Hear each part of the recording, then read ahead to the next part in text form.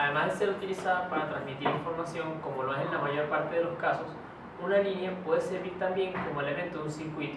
En el rango de frecuencias de 300 MHz a 3 GHz es difícil fabricar elementos de circuitos con parámetros concentrados, pues la longitud de onda varía entre 10 centímetros y 1 metro.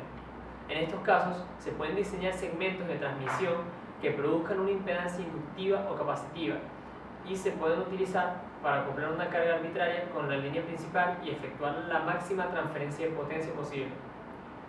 Comencemos primero con el estudio de las líneas en cortocircuito en circuito abierto de muy bajas pérdidas.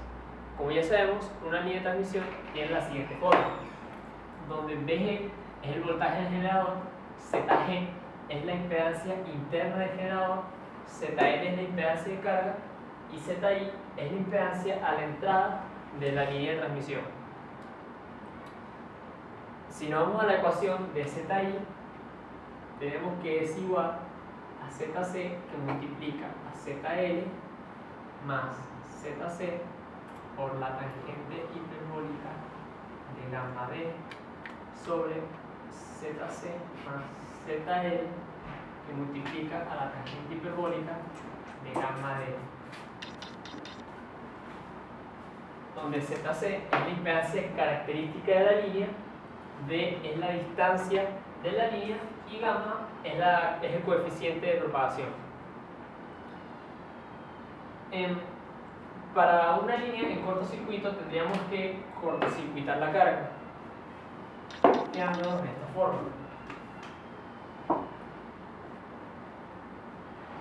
Por lo que nuestra ZL para una línea en cortocircuito va a ser igual a 0, nuestro voltaje L va a ser también igual a 0 y nuestra corriente en la carga va a ser diferente de 0. Teniendo en cuenta esto, nosotros podemos simplificar esta ecuación quedándonos que ZI va a ser igual a ZC por la tangente hiperbólica de gamma D. Ahora nos vamos a la ecuación de la tangente hiperbólica, que es igual al seno hiperbólico sobre el coseno hiperbólico.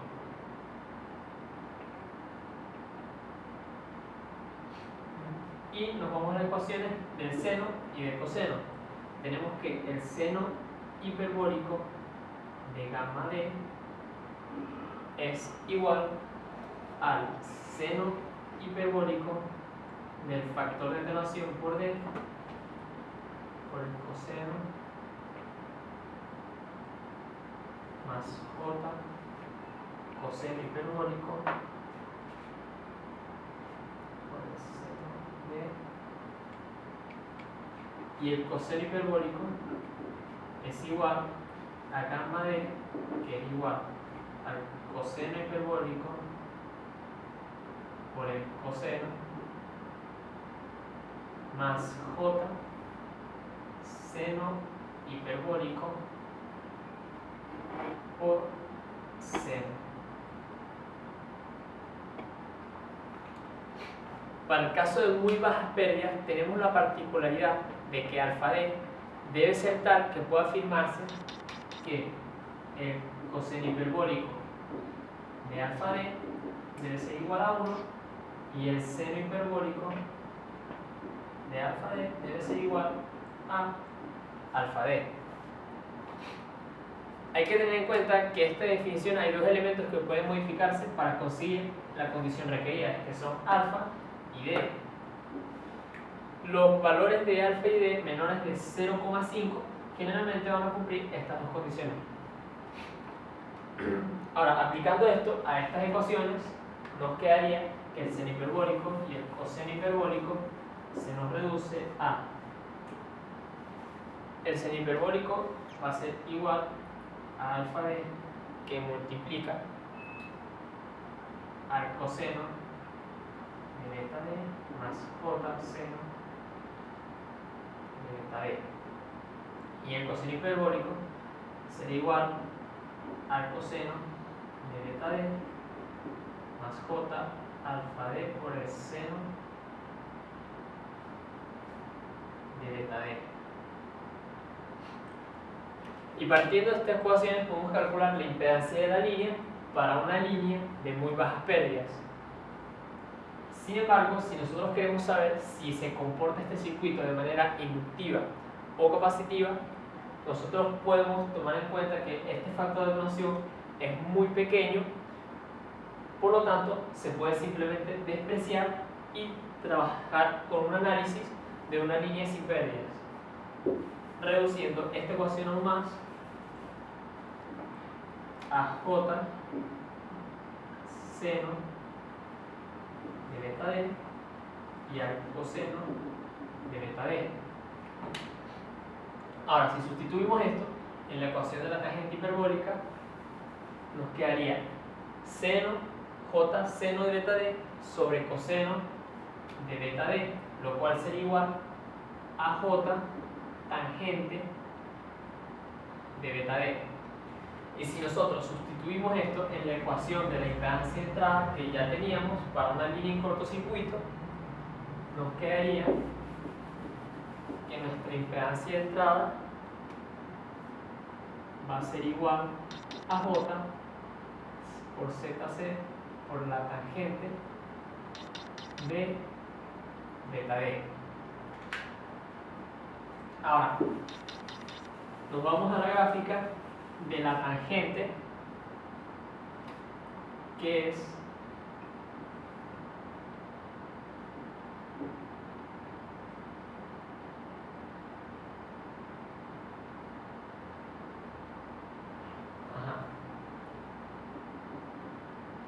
si nosotros nos fijamos en la gráfica de una tangente,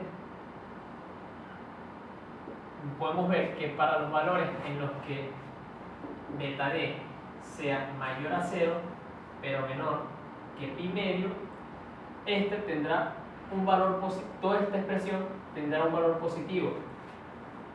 Por lo tanto, será una reactancia positiva, lo que implica una bobina o comportamiento de bobina. Y si nosotros nos vamos para el caso en que beta D sea menor que pi medio, pero mayor que 3, que sea mayor a pi medio, pero menor que pi, tendríamos una reactancia negativa, ya que esta parte de la recta está en el lado negativo, lo cual indica un comportamiento de capacitancia. Estos dos comportamientos se seguirán repitiendo según los patrones de nuestra línea. Aquí tendríamos una reactancia positiva y aquí nuevamente una reactancia positiva, negativa, aquí tendríamos nuevamente positiva y así sucesivamente. Esto para el caso de una línea de muy baja, esto sería el caso aproximado para una línea de muy bajas pérdidas, ya que esto es para una línea sin pérdida en cortocircuito. Ahora, si nos volvemos a la gráfica de la tangente, podemos observar que hay unos puntos en los que tenemos que las rectas pasan por 0. Y en estos puntos, XL y XC son iguales, lo que significa que se produce un fenómeno de resonancia eléctrica, lo cual convierte a la línea en un circuito LC o resonante, lo que significa que el circuito está trabajando en una frecuencia de resonancia, lo que produce que ambas reactancias se igualen. Por fórmula, cuando esto ocurre, la impedancia queda igualada simplemente a su parte real, pero en este caso, ya que XL y XC se anulan entre sí. En este caso, para una línea en cortocircuito, en el momento en que esté trabajando en una frecuencia de resonancia, vamos a tener que ZI sería igual a 0, ya que no tenemos parte real.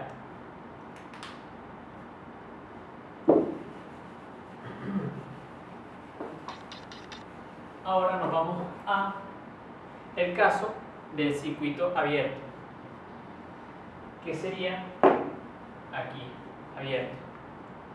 Para este caso tenemos que ZL es infinito, que IL es igual a 0 y que BL es diferente de 0. Tenemos la misma ecuación de ZI que antes, y si nosotros la estudiamos y hacemos la simplificación, nos quedaría que ZI va a ser igual a ZC sobre la tangente hiperbólica de gamma D.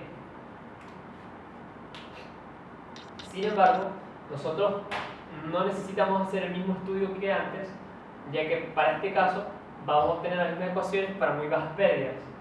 Y también para saber si es inductiva y capacitiva tenemos que realizar el mismo análisis con una línea sin pérdidas, quedándonos que la tangente hiperbólica va a ser igual a J tangente de beta C, de beta D. Si nosotros aplicamos una conjugada, ya que sabemos que J es la raíz de menos 1, nos va a quedar que esto va a ser igual a menos J ZC por la cotangente de beta D.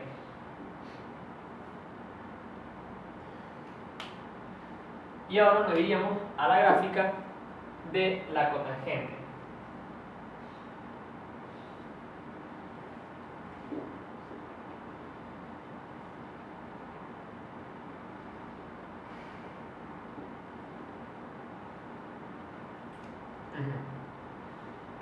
A diferencia de la gráfica de la tangente, tendríamos que la cotangente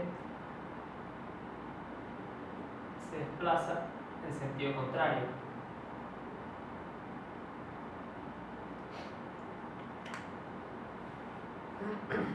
Aquí ocurre el caso contrario al cortocircuito, ya que para beta D mayor a 0 pero menor a pi medio, vamos a tener una reactancia negativa debido al menos de esta ecuación, lo cual implica un comportamiento de capacitancia.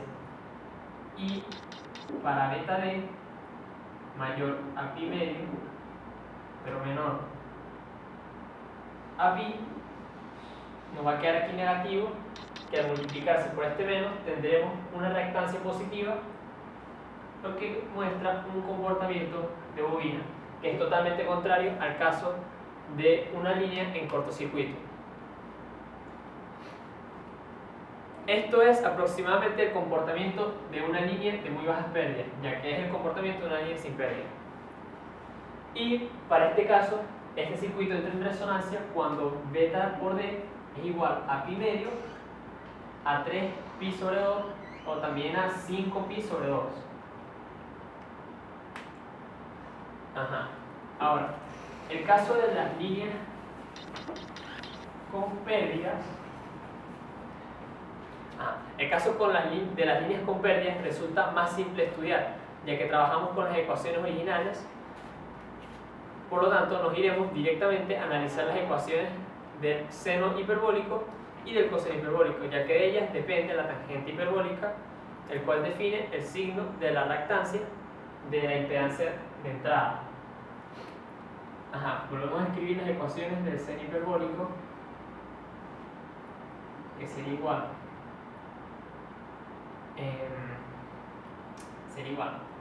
al seno hiperbólico de alfa d por el coseno más j coseno hiperbólico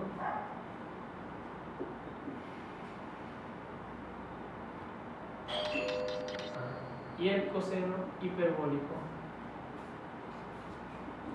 va a ser igual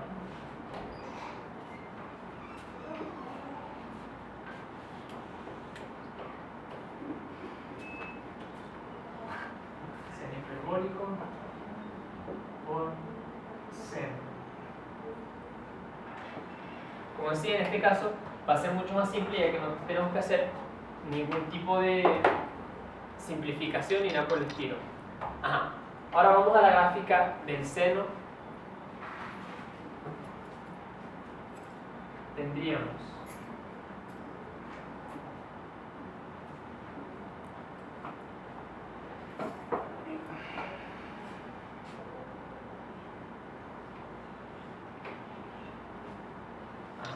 esta es nuestra onda seno. Si nos fijamos en ambas ecuaciones, el signo de la parte imaginaria depende del valor que tome BD, ya que dependiendo de si la onda está en su pico positivo o en su pico negativo, va a cambiarme el signo de toda la parte imaginaria. Según la gráfica, si tenemos BD mayor a 0, pero menor a pi, la reactancia va a ser positiva. Por lo tanto, es un comportamiento de bobina. Y para BD mayor a pi, pero menor a 2pi, toda parte más reactiva va a ser negativa, por lo tanto es un comportamiento de capacitor. Esto es para una línea tanto en cortocircuito como en circuito abierto, ya que ambas exhiben el mismo comportamiento al tener pérdidas. Y en este caso encontramos que el circuito está en resonancia para beta D igual a 0, a pi y a 2pi.